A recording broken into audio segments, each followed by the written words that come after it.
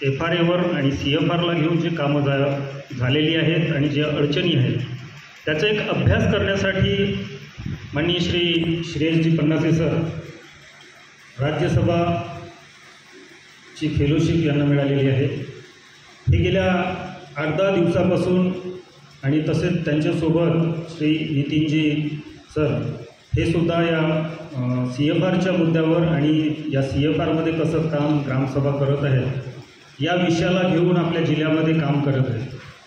आपण जे काम करतो हे शासनापर्यंत म्हणजे राज्य शासनापर्यंत आणि केंद्र शासनापर्यंतच नाही तर देशभरात एक अभ्यास, या अभ्यासाच्या माध्यमातून माहिती त्याचं आदानप्रदान व्हायला पाहिजे। जे काही कमतरता राहिली त्यामध्ये कशी भर टाकता येईल आणि ज्या ग्रामसभांनी किंवा ज्या गावांना CFR FRA माहीतच नाही, ते अजूनही अज्ञान आहेत, आपल्या अधिकारापासून वंचित आहेत, तर अशा काही डॉक्युमेंटरीज किंवा रिपोर्ट्सच्या आधारे त्यांच्यापर्यंत ही माहिती पोहोचावी। जसं श्रेयसजींनी आता सांगितलं की आपल्या गोंदिया जिल्ह्यातलं एक गाव मुरकुंडो जे अति संवेदनशील आहे, आदिवासी बहुल आहे, अशा गावाला त्यांनी व्हिजिट केली आणि त्या गावाच्या लगत मध्य प्रदेश आणि छत्तीसगड या राज्याची गावं आहेत। या दोनही राज्यातील गावांना CFR काय, वन हक्क कायदा काय हेच माहीत नाही, जेव्हा की हा केंद्र शासनाचा कायदा आहे। हा वन हक्क कायदा केंद्र सरकारने पारित केला आहे, म्हणजे हा संपूर्ण भारतभरात लागू आहे। पण अशी परिस्थिती आहे की काही राज्यांमध्ये याचं चांगलं काम झालं, तेही काही जिल्ह्यांपुरतं किंवा काही तालुक्यांपुरतं। मग बाकी ठिकाणी हे अधिकार का नाही पोहोचले, याच्यावर अभ्यास का नाही झाला किंवा लोकांपर्यंत हा अधिकार सांगायला कोणी का नाही गेलं, एक मोठी चिंतेची बाब आहे। मुळात आज जे आपण इथं बसलेलो आहेत सर्व ग्रामसभा महासंघाचे पदाधिकारी आणि आपण लोकांनी या वनहक्क कायद्यामधील ज्या तरतुदी आहेत, जे अधिकार आहेत त्यावर कार्य सुरू केलेलं आहे आणि तुमचं हे काम फक्त आपल्या गावापुरतं किंवा तालुक्यापुरतं न राहता ते संपूर्ण देशभरात आणि देशाच्या बाहेर जायला पाहिजे, जेणेकरून आपल्या समाजामधले जे गरीब लोक आहेत त्यांना एक आर्थिक बळ देता येईल। जे आपले वन आहे त्याचं एक चांगल्या पद्धतीनं संरक्षण करून त्यात आपली उपजीविकेचे शाश्वत उपजीविका जी आहे ती वाढवता कशी येईल, आपल्या जंगलाचं संवर्धन कसं करता येईल, यावर सर्वांनी काम करायला पाहिजे आणि ते काम व्हायला पाहिजे। तर ते काम केव्हा होईल, जेव्हा आपल्याकडे असे श्रेयसजीसारखे अभ्यासक येतील, गावांमध्ये जाऊन व्हिजिट करतील, लोकांच्या समस्या ऐकून घेतील आणि काय अडचणी आहेत आणि त्यांनी बाकी जे काम चांगलं केलेलं आहे ते कशा पद्धतीने केलं याचं एक अभ्यास किंवा पुस्तक तयार होऊन किंवा एक माहितीपत्रक तयार होऊन लोकांपर्यंत पोहोचेल। ते काम खूप चांगलं काम श्रेयसजी करत आहेत। जिल्ह्यामध्ये खूप म्हणजे 2012-13 पासून या वनहक्क कायद्यावर काम सुरू आहे। 2006ला कायदा आला, 2012ला सामूहिक वनहक्क दावे आपल्या गोंदिया जिल्ह्यामध्ये प्रथमतः मंजूर झाले, जवळपास 150 ते 200 गावांना। त्यानंतर ही प्रक्रिया सुरू झाली आणि 2013ला प्रथम 3-4 गावांपासून या वनहक्क कायद्याच्या अंमलबजावणीला सुरुवात झाली। पाहता पाहता 20 गावं 40 गावं झाली, पण आपल्या जिल्ह्यामध्ये एवढे गावं आहेत जे वनाच्या आतमध्ये आहेत किंवा वनालगत आहेत आणि अधिकांश लोकांची उपजीविका ही वनावरच अवलंबून आहे। त्या वनापासून त्यांचा विकास कसा करता येईल आणि जे जंगल आता राहिलेलं आहे ते कसं वाढवता येईल, ज्यामुळे पर्यावरणाच्या दृष्टीनं फायदेशीर ठरेल आणि लोकांची उपजीविकासुद्धा शाश्वत होईल, त्याला घेऊन आपण हे काम 2014-15 पासून सुरू केलेलं आहे। म्हणजेच हा जो वनहक्क कायदा याचं नाव आपण आतापर्यंत ऐकत आलो आणि आपण शॉर्टमध्ये त्याला वनहक्क कायदा म्हणतोय, पण याचं नाव आहे अनुसूचित जमाती व इतर पारंपरिक वन निवासी वन हक्कांची मान्यता अधिनियम 2006, नियम 2008 आणि सुधारित नियम 2012. म्हणजेच या अधिकांश लोकांच्या मनामध्ये आजही आहे की हा वन हक्क कायदा फक्त आदिवासी समाजापुरता मर्यादित आहे. पण तसं नाही आहे. या कायद्याच्या नावामध्येच सगळ्या समाजाला समान अधिकार दिलेला आहे, मग तो आदिवासी असो किंवा गैरआदिवासी असो.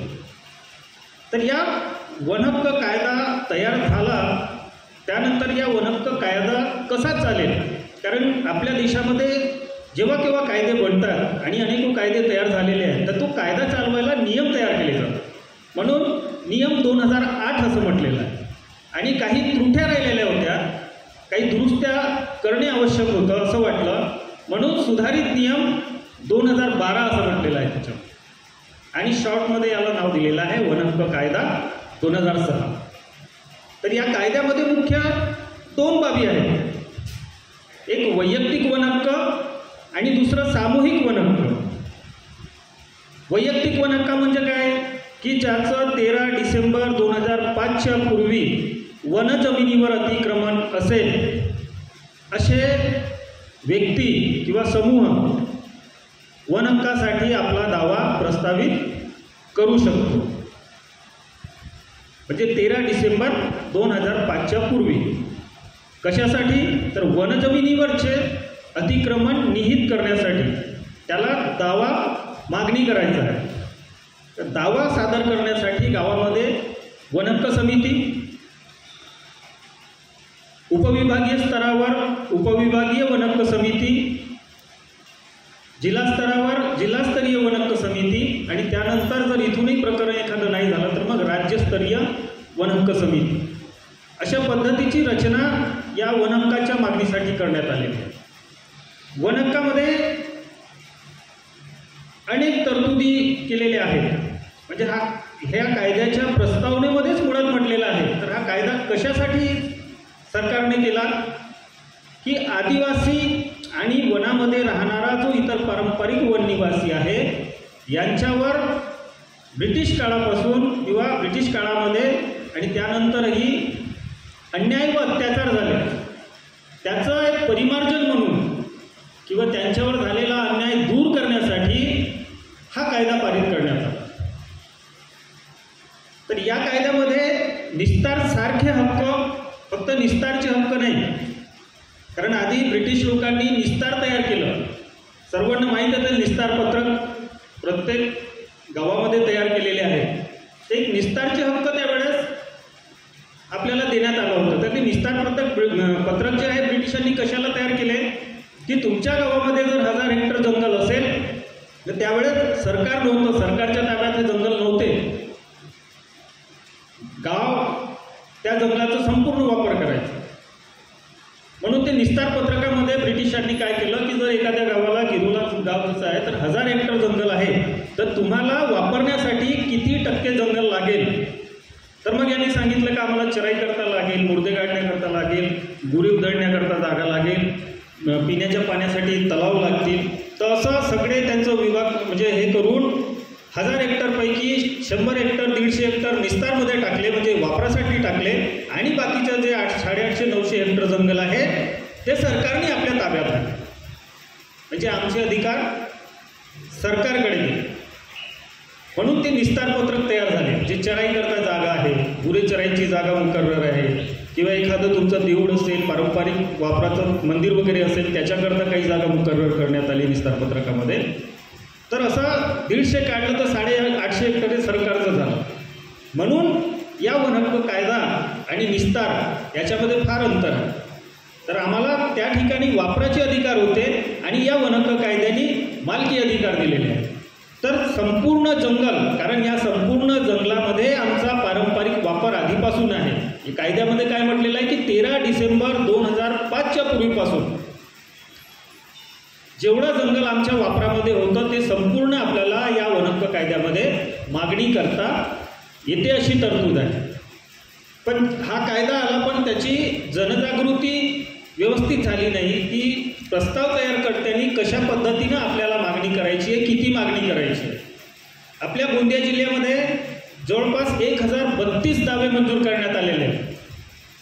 पण त्या 1032 पैकी काही गावांना तुकड्या तुकड्यामध्ये दिलेले आहे.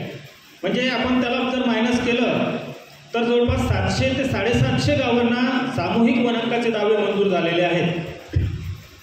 त्यापैकीही फक्त 300-400 गावं जर आपण वगळली ज्यांना व्यवस्थित त्यांची उपजीविका करता येईल किंवा तेवढं त्याचा शाश्वत विकास करता येईल एवढं क्षेत्र 50 हेक्टर, 100 हेक्टर, 500 हेक्टर, 1000 हेक्टरपर्यंत मिळालेले आहे. बाकीचे 700-750 पैकी 300 गावं तर अशी आहेत की ज्यांना 0.3 आहे, 3 are, 0.30 are, 0.40 are, 1 hectare, 2 hectare, जसं मोरगाव जुनी, गोंदिया, तिरोळा या ठिकाणी बहुतांश गावं आहे 1 हेक्टर ते 10 हेक्टरच्या आतमध्येच आहे.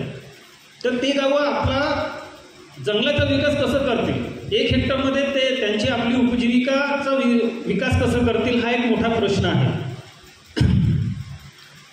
हा वनहक्क कायदा लोकांच्या अधिकारासाठी आला, पण कुठंतरी त्याची जागृती जी आहे ती व्यवस्थितपणे होऊ शकली नाही.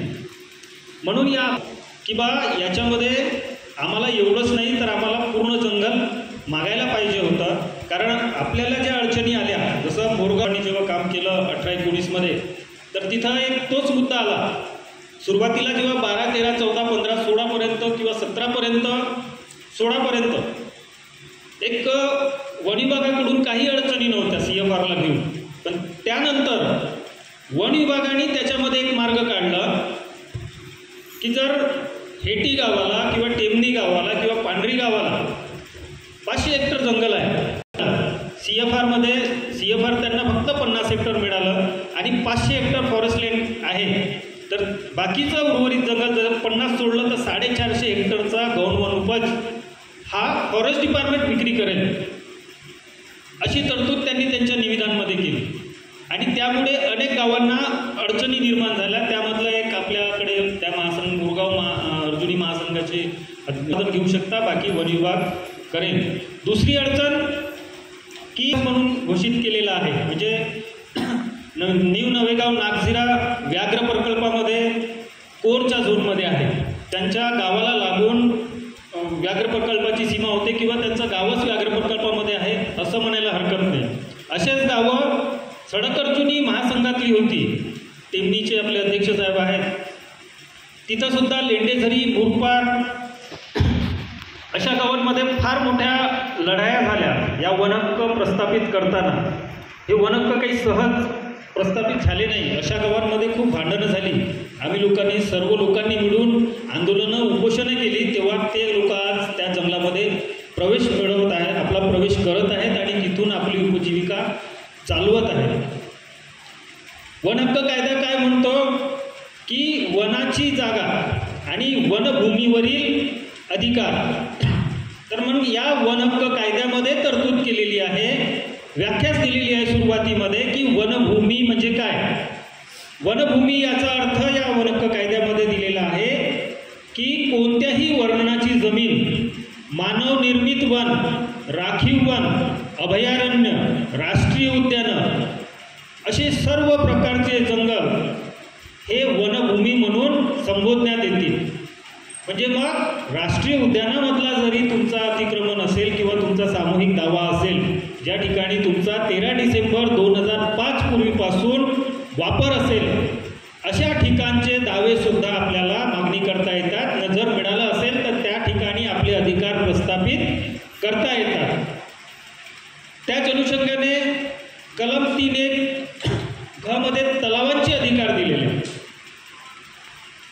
म्हणजे तुमच्या सामूहिक वनक्षेत्रामध्ये जर एखादा तलाव, पाणलोट क्षेत्र, बोडी हे जर तुम्हाला CFRमध्ये मिळालं असेल तर त्या ठिकाणी मासेमारी किंवा त्या तलावातून होणारा जो काही उपज आहे तो घेण्याचा अधिकार या वनहक्क कायद्याने या 3(1) या कलमामध्ये दिलेला आहे.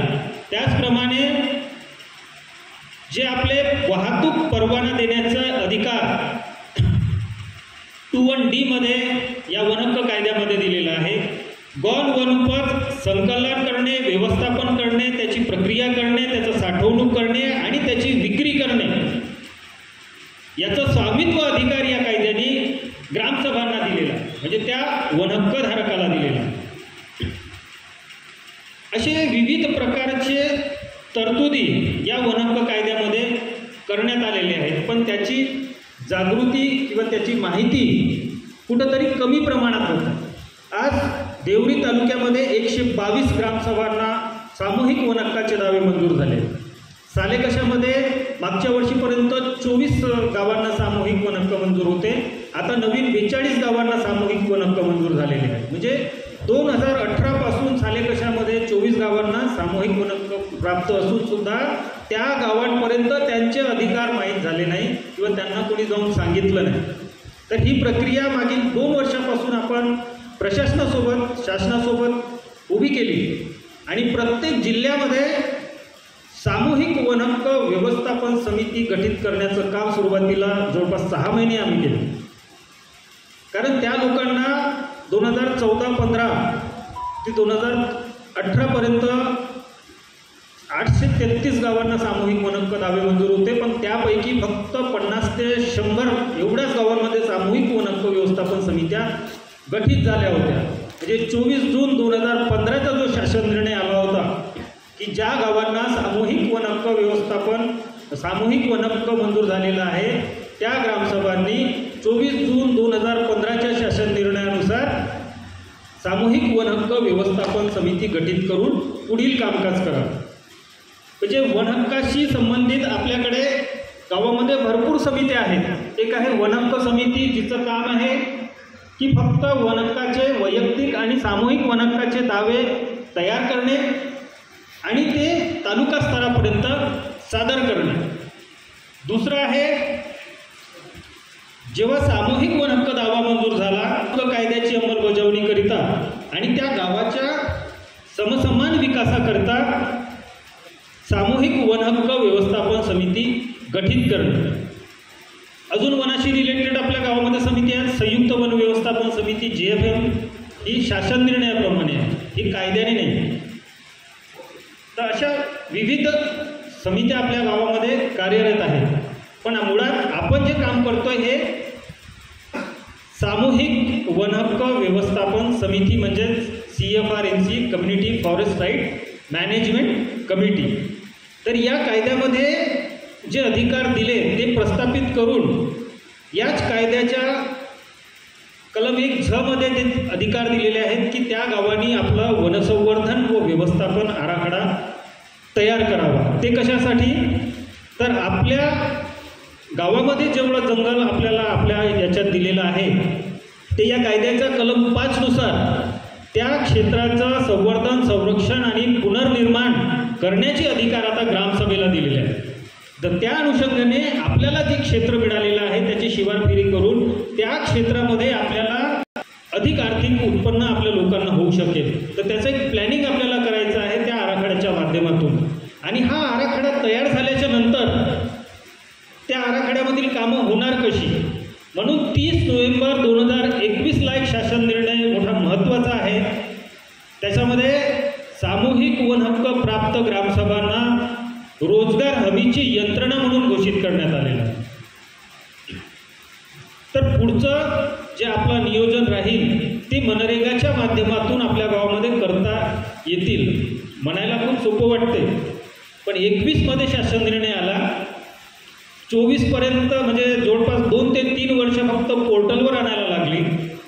पोर्टलवर आल्यानंतर त्यांचं नियोजन तयार करायला 1 वर्ष लागला आणि नियोजनात काम आल्यावर सुद्धा ती कामं सुरू व्हायला जवळपास 1.5 वर्ष लागला आणि त्यातही पूर्ण कामं अजून सुरू होऊ शकली नाही. फक्त 2 ते 28 गावं पोर्टलवर आली. त्यापैकी 2 ते 3 गावामध्ये फक्त 3-3 हेक्टरला रोपवण्याचं काम सुरू झालं. म्हणजे मुळात एकीकडे शासन अधिकार देतोय पण राबवताना सहयोग होत नाही. तर ते का होत नाही, त्याच्यामध्ये आपल्याला सर्वांना मिळून पुढे काय करता येईल यावर ही चर्चासभा आपण इथं ठेवलेली आहे. की आपले 28 गावं पोर्टलवर आली, बाकीच्या गावांचं मॅनेजमेंट प्लॅनचं काम सुरू आहे, पण ते सुद्धा पोर्टलवर आणण्यासाठी आपल्याला कोण मदत करेल? शासन किती जागरूक आहे या अधिकाराला घेऊन, या कायद्याला घेऊन, हे ज्यांनी काम केलं आहे त्यांच्या चांगलं लक्षात आलेलं आहे. तर ही प्रक्रिया संपूर्ण गावापुरती किंवा एका तालुक्यापुरती न राहता तुम्ही तुमचे गौणउपजामधून जे कार्य सुरू केलं, तर गौणउपजामधून जे काही पैसा तुमच्याकडे आला त्याच्यातून काही निधी आपण मॅनेजमेंट करता ठेवतोय. तो पैसा आपल्या गाव विकासाच्या प्लॅनिंगसाठी आणि त्याच्या अंमलबजावणीसाठी ठेवून हे काम तुम्हाला पुढे न्यावं लागेल. जर नुसतं फक्त गौणउपजापर्यंत तुम्ही मर्यादित राहिले तर येणाऱ्या 3-4 वर्षामध्ये ही प्रक्रिया पूर्ण ढासळून पडेल. कारण लोक पुढे चालून तुम्हाला प्रश्न करतील की तुम्ही गौणउपज म्हणजे फक्त तेंदूपत्ता किंवा महासंकलनाच्या व्यतिरिक्त गावासाठी तो शेवटी लोकांचा आहे आणि तो पैसा लोकांच्या कामासाठी लावायचा आहे. ज्या ठिकाणी संकलन कमी आहे त्यांच्याकडे मॅनेजमेंट कमी जातं. पण ही महासंघाची जी प्रक्रिया आहे त्यामधून महासंघ आणि ग्रामसभा मिळून हे कामं पुढे न्यायची आहे. त्याच्यासाठी आपण हा महासंघ तयार केलेला आहे. तर महासंघ कशामुळे तयार झाला? काही असं हवेत झालं का? पहा, वन हक्क कायदा आल्याच्या नंतर जो शासन निर्णय आला 24 जून 2015चा, त्या अनुषंगाने CFRMC बनली आणि याच वन कलम 4(1) नुसार त्या ग्रामसभांचा संघ किंवा महासंघ तयार करून कार्य करता येईल असं त्याच्यामध्ये नमूद आहे. म्हणून आपण त्या कायद्याच्या नियमानुसार हा ग्रामसभा महासंघ तयार केलेला आहे आणि त्यांचं कामकाज सुरू आहे. कारण एक गाव काम करू शकत नाही किंवा त्याला त्रास होईल, म्हणून संपूर्ण एक प्रक्रिया जर मोठी उभी करायची आहे तर ही महासंघाच्या माध्यमातून होऊ शकेल. म्हणून आपण ही प्रक्रिया महासंघाच्या माध्यमातून आपल्या तालुक्यामध्ये सुरू केलेली आहे. यात अनेक अडचणी आल्या. या अडचणी आपण जेव्हा क्वेश्चनेअर करू तेव्हा प्रत्येकाला काय काय अडचणी आल्या आणि त्यांना त्यावर कसं मार्ग काढलं आणि ते काम कसं पुढं गेलं किंवा नाही गेलं यावर आपली पुढे आपण याच्यावर चर्चा करणार आहोत. तर मी इथं थांबतो आणि कोणाचे काही प्रश्न असतील